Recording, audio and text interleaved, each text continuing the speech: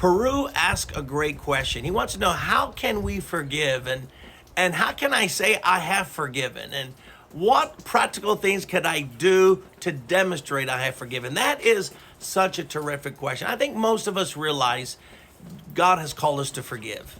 Unforgiveness doesn't do you good and doesn't do the person that you're not forgiving any good.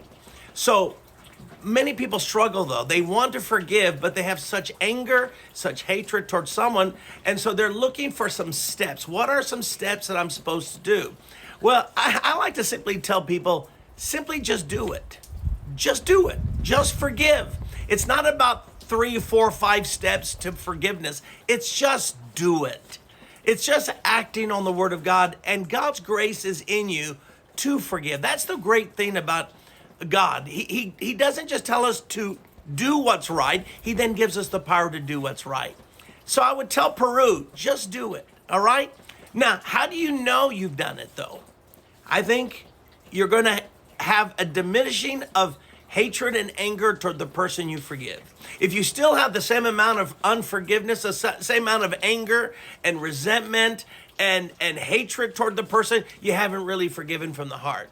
So if you've forgiven, you're going to have a greatly diminished feeling of anger and hatred toward that person, all right? And in time, because of your action, it's going to be completely gone. So looking for that inner hatred or anger, is it still there? If it's still there in abundance, you haven't forgiven.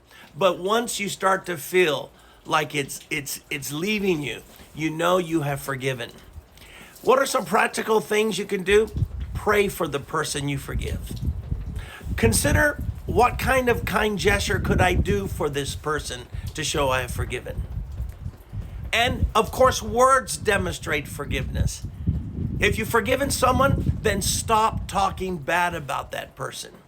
I remember I was talking to one lady and said, I admire your faith. You have a lot of faith, but there's one thing you got to do is forgive your ex-husband. And she looked at me and got angry and said, I have forgiven him. And then she went on and talked about how much she hates this man.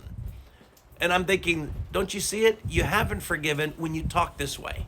So in the end, when you've forgiven someone, you don't talk bad about them anymore. You pray for them instead. You find kind gestures that you can do to show your forgiveness. Peru, I think these are some of the helpful ideas that I can offer you about forgiving other people.